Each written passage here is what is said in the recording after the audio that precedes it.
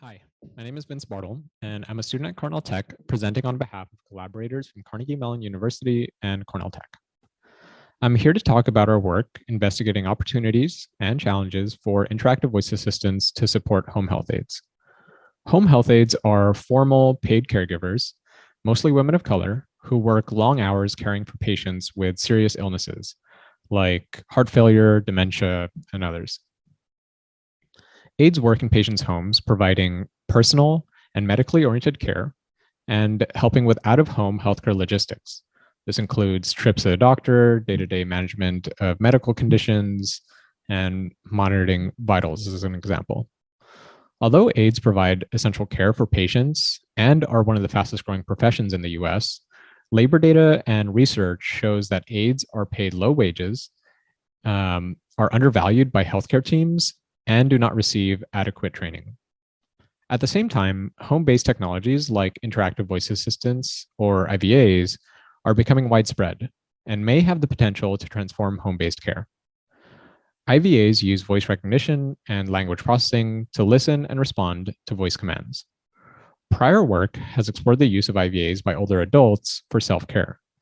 And a little work has explored the use of IVAs by informal family caregivers, but no one has looked at how IVAs might impact aides' important work in patients' homes.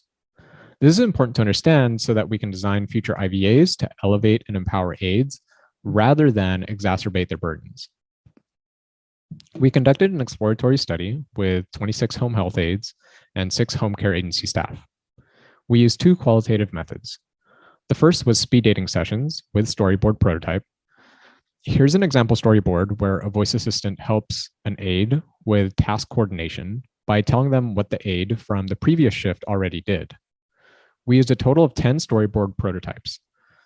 In the storyboards, we intentionally left certain aspects of the IVA ambiguous, such as the material embodiment or the specific location.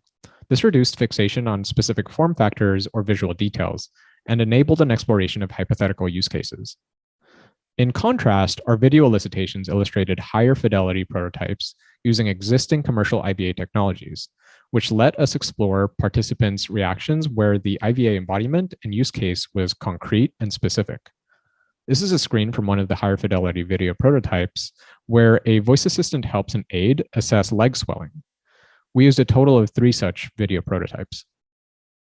Due to COVID-19, we conducted interviews and focus groups via video call with screen sharing, where aides and agency staff joined from a mix of their offices and personal spaces. With participants' permission, we recorded and transcribed all sessions. Then we performed thematic analysis involving affinity diagramming, where each transcript was double-coded, and we had meetings to discuss, reconcile, and combine our codes. We converged on 39 codes that we clustered into 4 main themes. I'll briefly present a few of these example findings, but I won't have time to cover everything in detail, so I encourage you to read the paper. The first theme explores how aides perceived opportunities for IVAs to fill gaps in access to information and support. Here's an example where the aide describes how oftentimes aides do not put in the effort to ease handoff. An aide, after a long, tiresome shift, might be on a rush to, for example, get food. So this aide envisioned an IVA that was present and stored some information about what the last aide did. Also, you're welcome to pause this video to read these quotes. Here's another example where an agency staff describes how some aides might have a lot of questions they want answered about the patient. This might be because the aide is new or the patient assignment is new. And the staff in particular envisioned the IVA as being preloaded with information about the patient to provide the aide on site. The second theme that arose for us explores how IVAs might provide guidance to help aides complete tasks and make decisions. Here's an example where the aide described wanting guidance on, for example, whether they should call the nurse. This directly supports input provided by the agency staff, where in this case, the aide in particular does not want to overburden the agency staff with questions and wants guidance on when to ask for guidance. Stating that's a big help to a lot of us who need that second voice there. Here's another example where, in contrast, we found some pushback about receiving decision support from a machine, raising a concern that if they were a patient, they might feel insecure about a computer telling the aide what to do without having a human check that what was just instructed was accurate. The third theme that arose explores the potential use of IVAs as third-party advocates for aides. Aides can be considered as in between their patients and their supervisors, and oftentimes they have to relay information that happened in an interaction with the other to advocate for themselves. For example, in wanting an extension of allocated hours because they've had to consistently perform extra work with a patient, or to tell a patient that it is against agency policy to do work that they might be requesting. These examples show instances where aides envisioned an IVA that might be able to log extra work being done or spoken in real time in response to patient demands.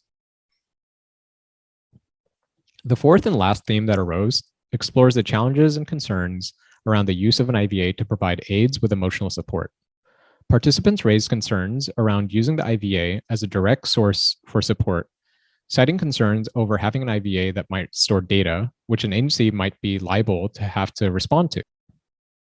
Furthermore, aides explained how the complex nature of emotions are unlikely to be accurately interpreted and supported directly by a machine. On the other hand, though, participants envisioned that an IVA could be used to provide timely resources, such as support groups, and cited the difficult nature of aides' work.